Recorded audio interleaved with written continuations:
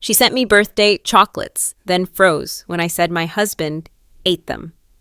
The velvet box contained the most exquisite chocolates I'd ever seen, a lavish birthday gift from my mother-in-law. When she called the next morning, I casually mentioned I hadn't tried one. My husband has a sweet tooth.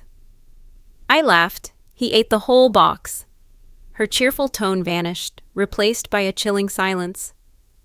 When she finally spoke, her voice trembled with a horror that stole the air from my lungs. It was then I knew something was terribly wrong. She sent me birthday chocolates, then froze when I said my husband ate them. The line went dead static, not with a click, but with a chilling, empty silence that seemed to suck all the air out of my kitchen. I stood there, phone pressed to my ear, the cheerful morning sunlight slanting across the granite countertop, feeling like a cruel joke. 1 second, I was having a perfectly normal, if slightly saccharine, post-birthday chat with my mother-in-law. Diana. The next, I was shrouded in a fog of disbelief and a creeping, icy dread. She sent me birthday chocolates, then froze when I said my husband ate them. The thought repeated in my head, a nonsensical mantra that refused to resolve. It had started so simply. My phone rang, and Diana's name flashed on the screen, accompanied by a photo of her with a smile that never quite reached her eyes. I'd let it ring twice, taking a deliberate sip of my coffee before answering. It was my 34th birthday yesterday, a quiet affair, just me and my husband. Mark. He'd spoiled me. Of course, a beautiful pearl necklace, a romantic dinner he'd cooked himself. The day had been perfect. Diana's contribution had been a box of obscenely expensive gourmet chocolates. Delivered by special courier, they were the kind of chocolates you see in glossy magazines, each one a miniature work of art, nestled in a velvet-lined box. A gesture so extravagant, so unlike her usual clipped, vaguely disapproving gifts, that it had felt more like a statement than a present. Samantha, dear, she'd cooed, her voice dripping with a honeyed sweetness that always set my teeth on edge. I was just calling to wish you a happy belated birthday. I do hope you had a wonderful day. I did. Thank you. Diana, I'd replied, keeping my tone light and breezy. It was lovely. And thank you so much for the chocolates. They looked absolutely divine. This was the opening she was waiting for. Oh, good. I'm so glad they arrived safely. Did you enjoy them? I had them sent from a little chocolatier in Switzerland. They're simply to die for. There it was, that phrase, to die for. I hadn't thought anything of it at the time. I'd laughed, a small, polite sound. They must have been, I said. And this is where the world tilted on its axis. I actually didn't get to try a single one. Mark found them last night after I went to bed.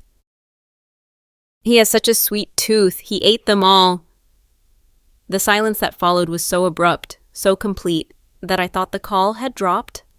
I pulled the phone away from my ear to check the screen. Still connected. Diana, I asked, a tremor of confusion in my voice. When she finally spoke, the honey was gone, replaced by a raw, guttural panic I had never heard from her before. Her voice was thin, trembling. What did you say I said Mark ate the chocolates? I repeated slowly, my own heart starting to beat a little faster. He sends his thanks. By the way, he said they were the best he's ever had. Are you serious? The question was a strangled whisper, laced with something that sounded terrifyingly like horror. Samantha, are you being serious right now? The whole box. Yes, I said, my throat suddenly tight. The entire box. Why is something wrong? My mind was racing, trying to make sense of her reaction. Was it the cost? Was she angry that her extravagant gift had been devoured by her son instead of me? It seemed petty, even for her, but what other explanation could there be? The silence stretched again, thick and suffocating. I could hear her breathing, ragged and shallow, as if she were hyperventilating. It was the sound of pure, unadulterated fear. And then, The line went dead. I stared at the phone, my coffee forgotten. The cheerful birdsong outside my window sounded jarring, dissonant. Why would she react like that? It made no sense. It was just a box of chocolates. My hand was shaking as I placed the phone on the counter. My internal monologue was a whirlwind of frantic questions. What was in those chocolates? Was this some bizarre, twisted test? A test I had unwittingly passed by not eating them. But a test she had never intended for her own son to take. The sheer intensity of her panic felt wildly disproportionate to a simple ruined gift. It felt like something had gone horribly, catastrophically wrong, and then my phone rang again, the screen lit up, and my blood ran cold. It was Mark, my husband, the man who had, according to my own cheerful, thoughtless words, eaten an entire box of chocolates that had sent his mother into a state of sheer terror. For a paralyzing second, I couldn't move. My thumb hovered over the green button, my mind screaming at me not to answer, to pretend I didn't see it, to somehow rewind time by 5 minutes. But I knew I had to. With a trembling hand, I answered the call, my voice barely a whisper. Mark, his voice came through, and it wasn't his normal, cheerful morning greeting. It was strained, breathless. "Sam," he panted, and the sound of his ragged breathing sent a new wave of fear crashing over me. "Sam, I don't feel so good." "Where are you?" I managed to ask, my own voice a stranger to my ears. I was already moving, grabbing my keys from the hook by the door, my purse, my phone. My mind was a frantic blur of action, a stark contrast to the paralysis that had gripped me moments before.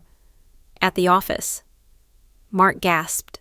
I could hear a thud, as if he'd dropped the phone or slumped against his desk. "Sam, my stomach. It's on fire. I feel dizzy. I'm on my way. Call 911. Mark, now, I think I'm gonna be sick," he slurred.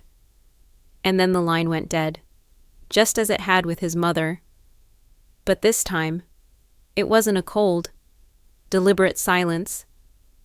It was the sound of collapse.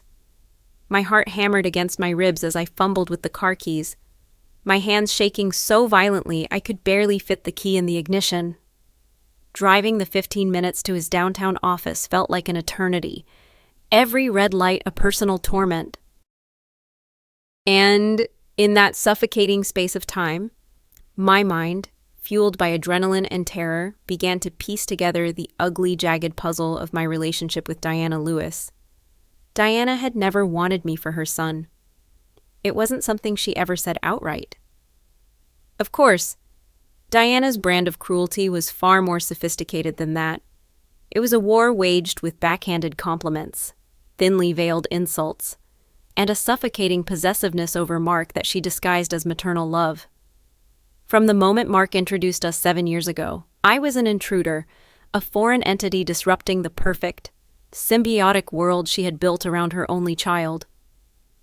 I remember our first meeting vividly. It was at her pristine home in the suburbs, a place so immaculately clean and devoid of personality, it felt more like a showroom than a house.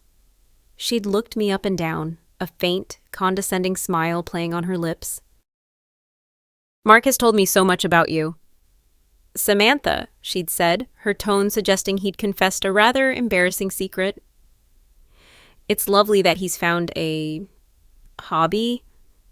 She gestured vaguely at me, as if my very existence were a passing fad, like pickleball or sourdough starters. Over the years, her tactics became more refined. She would praise my cooking while leaving a full plate. Saying her stomach was simply too delicate for such rich food, she would admire a new dress I was wearing, only to add, "That color is so brave, I could never pull it off." She bought us a monstrous, ornate vase for our wedding that she knew I would hate, and every time she visited, she would make a great show of looking for it, feigning disappointment when it wasn't proudly displayed. "Oh, dear." She'd sigh. "I suppose it didn't fit with your minimalist aesthetic." Mark, bless his heart, was often caught in the middle. He saw his mother through the loving haze of childhood, viewing her as eccentric and overbearing, but ultimately harmless. "That's just Mom," he'd say with a shrug after a particularly cutting remark. "She doesn't mean anything by it, but I knew she did." Every word, every gesture, was a carefully calibrated dart aimed at chipping away at my confidence, at reminding me that in her eyes, I would never be good enough for her perfect son. Her obsession with him was palpable. She still called him my sweet boy, even though he was a 35-year-old man with a successful career. When he had the flu, she would show up at our apartment with gallons of soup, pushing me aside to feel his forehead and clucking her tongue about how I was letting him get run down. She treated me like a glorified house sitter she was forced to tolerate. The chocolates, I realized with a sickening lurch in my stomach, were the perfect weapon. They were meant for me, a gift so personal and indulgent that Mark would have been unlikely to touch them under normal circumstances. It was my birthday gift. A special treat just for me. The thought made me physically ill. She must have known my habits, known that I liked to savor special things.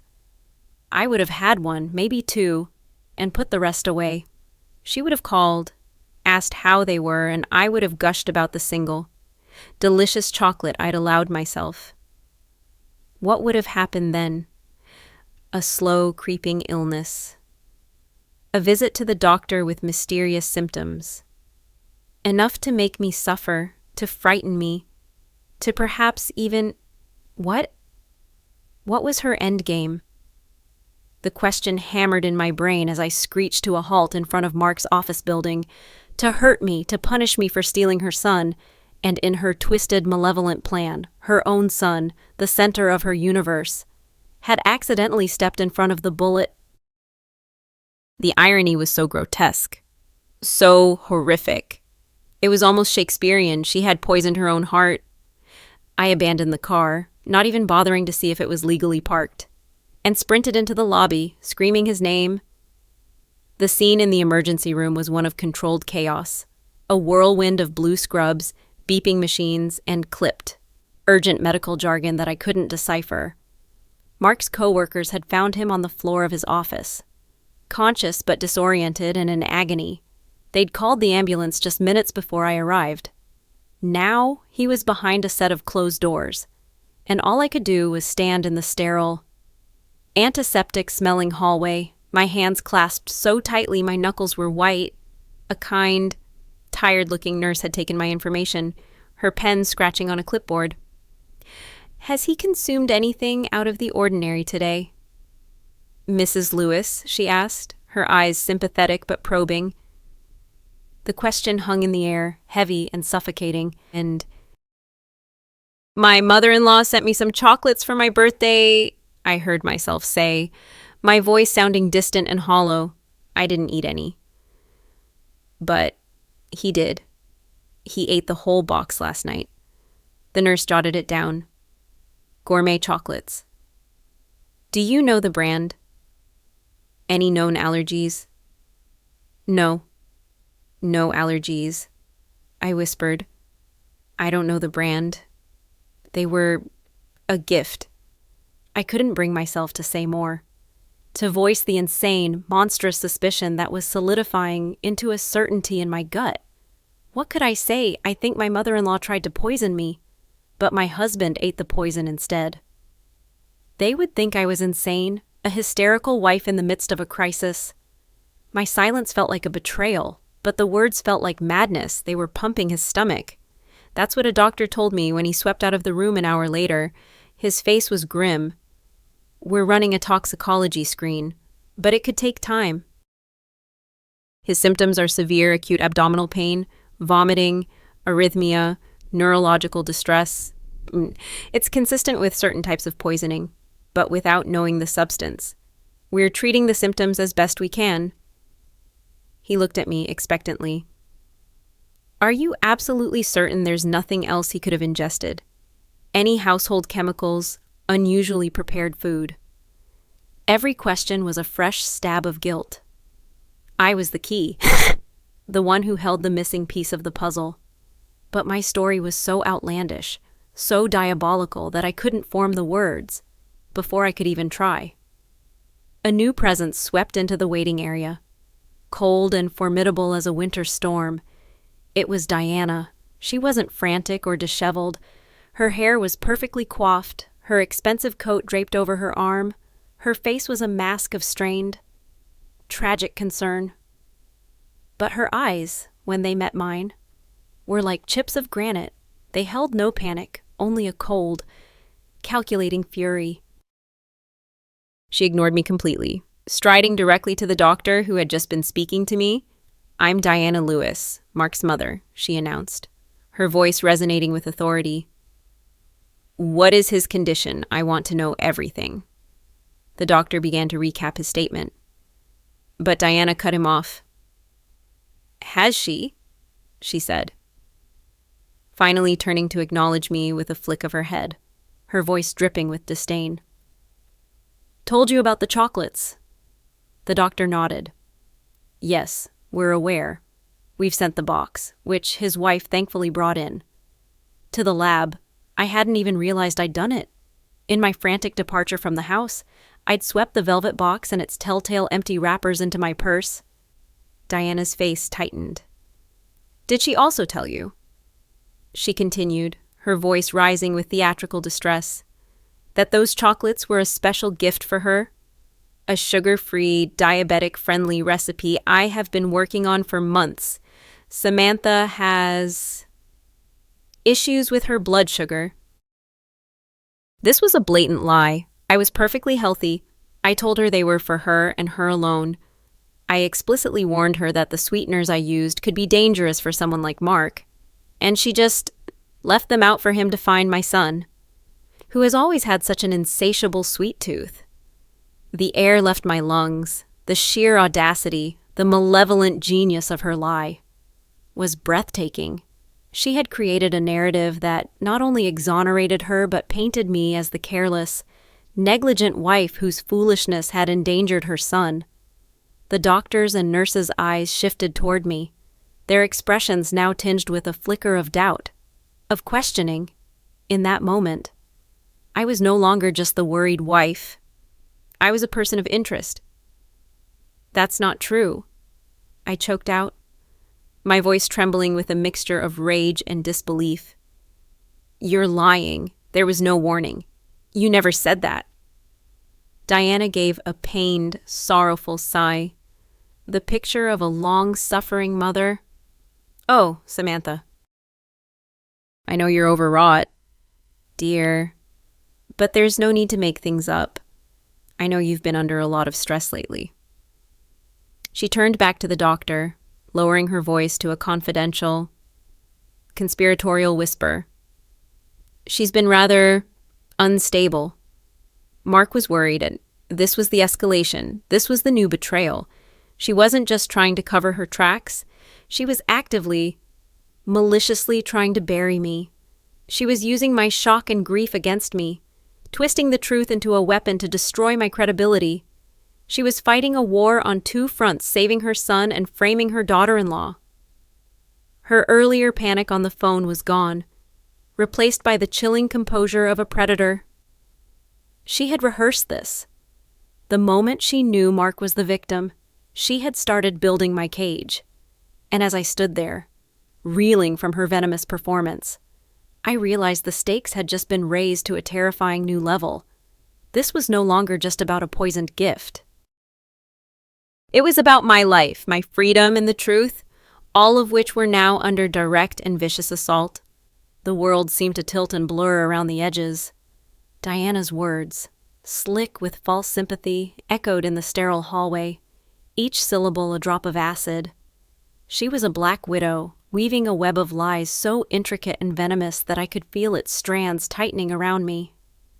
The doctor's professional gaze was now clouded with suspicion. The nurse who had offered me a paper cup of water now looked at me as if that water might be poisoned. 2. My own grief and terror were being weaponized against me, used as evidence of my instability. I felt a wave of dizziness so profound I had to brace myself against the wall. I was losing him. And in the same breath, I was losing myself for another hour, I sat in a hard plastic chair, a pariah in my own personal tragedy. Diana held court, fielding calls from concerned relatives, her voice a perfect symphony of sorrow and strength. She'd occasionally cast a glance my way, a look of pity that was more insulting than any curse. I was trapped, a fly caught in amber, while the narrative of my guilt was being set in stone around me. My protests were feeble, my denials lost in the storm of her manufactured grief. I felt my spirit starting to crack, the sheer injustice of it all threatening to shatter me into a million pieces. This was my turning point, a precipice of utter despair. I could either fall into the abyss she was digging for me, or I could find the strength to claw my way out. The moment of decision arrived with the grim-faced doctor. He approached us, his eyes finding me first, then shifting to Diana. "We have a preliminary result from the toxicology screen," he said, his voice low and grave. "We found significant traces of colchicine in his system." I stared at him blankly. The word meant nothing to me. Diana, however, gave a small, sharp intake of breath. It was a minuscule reaction, almost imperceptible. But I saw it. It was the first crack in her perfect facade. "Colchicine?" I asked, my voice hoarse. "It's a highly toxic alkaloid," the doctor explained, his gaze still fixed on me. "It's most commonly derived from the autumn crocus plant. It can cause the exact symptoms Mr. Lewis is experiencing. Ingesting a sufficient quantity can lead to multi-organ failure. It's very serious." He paused, letting the weight of his words settle. "It's not something a person comes into contact with by accident. Mrs. Lewis, do you have any plants like that in your home? A garden?" And then it hit me. A memory, sharp and vivid, cutting through the fog of my panic. It was from last spring. Diana had been giving me a tour of her meticulously kept garden, a place she lorded over with tyrannical pride. She had pointed to a patch of beautiful, lilac-colored flowers that looked like spring crocuses, but which she said bloomed in the fall. "Aren't they lovely?" she had cooed, her hand protectively hovering over the petals. "My little darlings. So beautiful, but so naughty. Every part of them is deadly poisonous. You have to know what you're doing with plants. In the wrong hands, a garden can be more dangerous than an arsenal." At the time, I dismissed it as her usual brand of pompous melodrama. Now, her words were a death sentence. A garden can be more dangerous than an arsenal. I looked at Diana. Her face was pale, but her expression was one of deep, furrowed concern for her son. She was already spinning the next thread of her web. "A plant," she said, her voice trembling beautifully. "Oh, my heavens. Samantha, you bought a new potted plant for the apartment last week, didn't you? From that little street market? Do you think—" She was brilliant, she was diabolical, and she had just overplayed her hand. In that instant, something inside me shifted. The terror and despair that had been choking me didn't vanish, but they underwent a powerful alchemy, crystallizing into something hard, cold, and diamond-sharp rage, a pure, righteous fury that burned away the tears and cleared my head. My emotional collapse was over. My resolve was forged in the fire of her lies. I would not be her victim. I would not let her sacrifice me on the altar of her monstrous ego. She had made a critical mistake she assumed I would break. She had no idea she was creating a nemesis. I stood up, my movement steady and deliberate. I looked from the doctor to Diana, my expression unreadable. "I need to go home," I said, my voice eerily calm. "I need to check the apartment." "For the plant?" Diana's eyes widened almost imperceptibly. This was not the reaction she expected from a hysterical, guilty woman. She had expected more tears, more frantic denials. She opened her mouth to say something, probably to offer to come with me, to supervise her own crime scene. I cut her off before she could speak. "I need to go alone," I said, my gaze locking with hers. For the first time. I didn't look away. I held her stare. And I let her see the change in me. I let her see that the frightened, insecure woman she had spent 7 years cultivating was gone, and in her place was someone she did not know at all. Without another word, I turned and walked out of the waiting room. My mission was no longer simply to wait and pray for my husband's life. It was to tear Diana's world apart, piece by poisonous piece. Starting with the deadly little flowers in her perfect, murderous garden. The drive home was a study in controlled fury. My hands were steady on the wheel, my vision sharp. The city lights blurred past, but my mind was a laser, cutting through the emotional chaos and focusing on a single objective evidence. Diana had built her narrative around a lie, a plant in my apartment. My narrative would be built on the truth, the arsenal in her garden. I knew going to her house was a risk. She would have expected me to either fall apart at the hospital or make a foolish scene. She would not have anticipated a calculated, strategic response. That was my advantage. I didn't go to our apartment. I went straight to her neighborhood, a wealthy, manicured enclave where silence and privacy were the highest commodities. I parked my car a block away from her house and walked, melting into the deep shadows cast by ancient oak trees. Her house was dark, save for a single light burning in an upstairs window. She was still at the hospital, playing the role of the grieving mother. The irony was a bitter pill. She was tending to the son she had poisoned while the woman she tried to frame, was about to become a burglar. Breaking into my mother-in-law's house wasn't as hard as I'd imagined. Diana was a creature of habit and supreme arrogance. She believed her neighborhood was impenetrable, her home a fortress.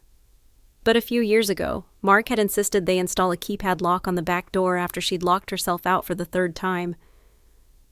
And Mark, also a creature of habit, had set the code to her birthday.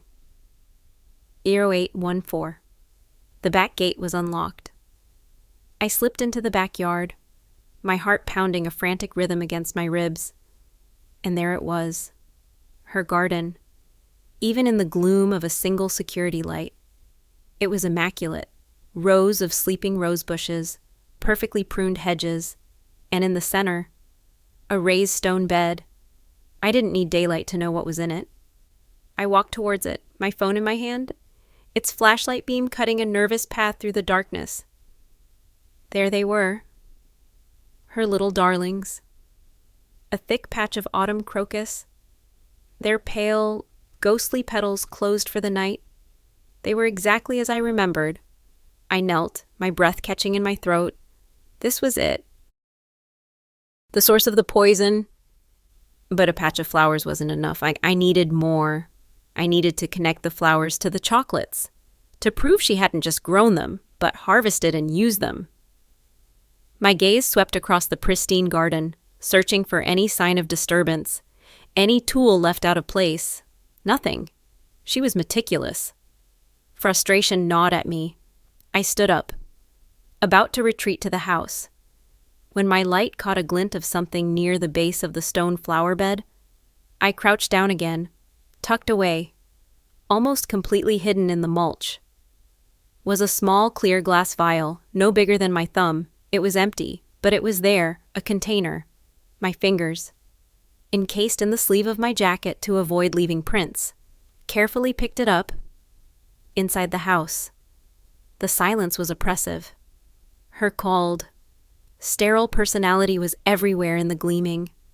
Untouched surfaces, the furniture covered in plastic, the airless chill of the rooms. I moved swiftly, purposefully, my mind racing. Where would she do it? Where would she work with her poison? Not the kitchen. It was too open, too central. I headed for the basement. The basement was her private domain, half of it a laundry room, the other half a small, locked room she called her potting studio. Mark had always joked it was her top-secret laboratory. The lock was a simple skeleton key affair. A quick search of the laundry room revealed a ring of old keys hanging on a hook behind the furnace. The third one I tried turned the lock. The room was small and smelled of damp earth and chemicals. Shelves lined the walls, filled with pots, bags of soil, and a dizzying array of fertilizers and pesticides. On a small workbench in the corner, under a harsh fluorescent light, was her arsenal. There were books on horticulture and, more tellingly, on herbal remedies and plant toxicology. There was a mortar and pestle, stained with a faint purple residue. There were syringes and droppers. And there, sitting in a small, unassuming cardboard box, was the rest of her supplies, a roll of velvet lining identical to the one in the chocolate box, several more small glass vials, and a digital scale. But the final, damning piece of evidence was sitting in the trash bin, beneath a newspaper. I found a small, disposable plastic glove and a handful of wilted pale lilac petals. I took pictures of everything: the flowers in the garden, the vial, the workbench with the mortar and pestle, the contents of the box, the petals in the trash. Every photo was a nail in her coffin. As I was about to leave, my eyes landed on one of the books. It was a thick, leather-bound volume titled The Poisoner's Handbook, A History of Deadly Plants. It was open to the chapter on Colchicum autumnale, the autumn crocus, and in the margins, in Diana's neat, precise handwriting, was a note: effective dose for 150 pomblums. I wasn't 130 pounds. I was 125. But it was close enough. It was a calculation. A dosage. It was a confession written in ink. I took the book. It was a risk, removing something so large, but I didn't care. It was the final, undeniable proof of her murderous intent. I slipped out of the house as silently as I had entered, my purse heavy with the weight of her secrets. The confrontation was coming. It would not be in a sterile hospital hallway where she controlled the narrative. It would be on my terms. I drove not home, but to the police station, the leather-bound book a cold, hard rectangle pressing against my side. The climax wasn't going to be a shouting match. It was going to be the quiet, methodical click of handcuffs. The aftermath was a blur of muted colors and hushed, formal conversations. The police listened, their initial skepticism melting away as I laid out the evidence on the cold steel table of an interrogation room, the vial, the photographs, and the poisoner's handbook with its damning, handwritten question. My story, which had seemed so monstrous and unbelievable in the hospital hallway, was now starkly, terrifyingly real. They took my statement, their questions shifting from probing to protective. An officer was dispatched to the hospital to stand guard outside Mark's room. Another team was sent to Diana's house with a search warrant. I didn't see Diana get arrested.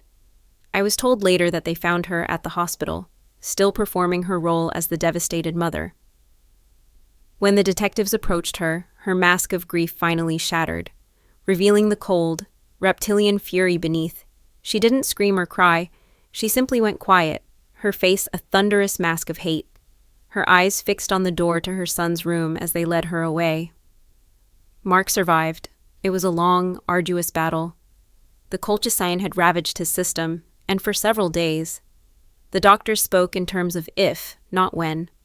I sat by his bedside, holding his hand, the beeping of the monitors the soundtrack to my vigil. I watched as the poison was slowly flushed from his body, as the color returned to his cheeks, as his breathing steadied. When he finally opened his eyes and whispered my name, the relief was so overwhelming it brought me to my knees. Telling him the truth was the hardest thing I've ever had to do. He listened in stunned silence, his mind struggling to reconcile the mother he loved with the monster she had become. He saw the evidence. He heard the testimony from the police. But the betrayal was a wound so deep it was almost impossible to fathom. There was denial, then anger, and finally, a profound, hollow sadness. The woman who had given him life had tried to take mine, and in doing so, had nearly ended his. It was a truth that would forever alter the landscape of his world. Diana's trial was a quiet, local affair. But for us, it was an earthquake. She never confessed. Her defense team tried to paint her as a misunderstood, overprotective mother, and me as an unstable, vindictive daughter-in-law. They claimed the notes in the book were for a mystery novel she was planning to write. They argued the petals in the trash were from a floral arrangement, but the evidence was insurmountable. The vial from her garden, the mortar and pestle, the velvet lining, and my testimony. The day the verdict came in, I was in the courtroom, sitting in the front row. Mark was beside me, his hand holding mine. When the foreman read the word guilty on the charge of attempted murder, I didn't feel triumph. I didn't feel cool. I felt a paused, empty quiet. Across the room, Diana stood, ramrod straight, her face emotionless. She didn't look at me. She didn't look at her son.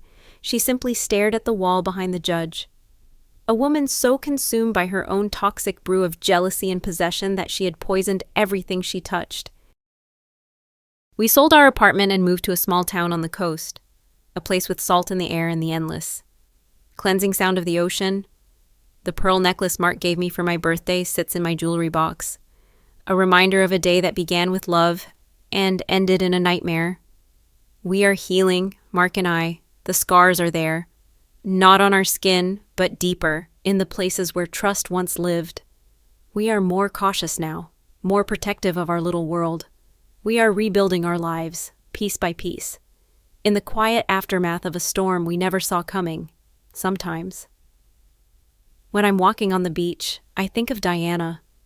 I picture her in a sterile cell, her world shrunk to the size of her own bitterness. I don't feel hatred for her anymore. I just feel a profound, chilling pity.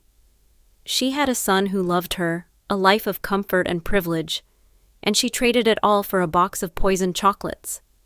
A gift born from a darkness so complete it ultimately consumed her. She sent me birthday chocolates.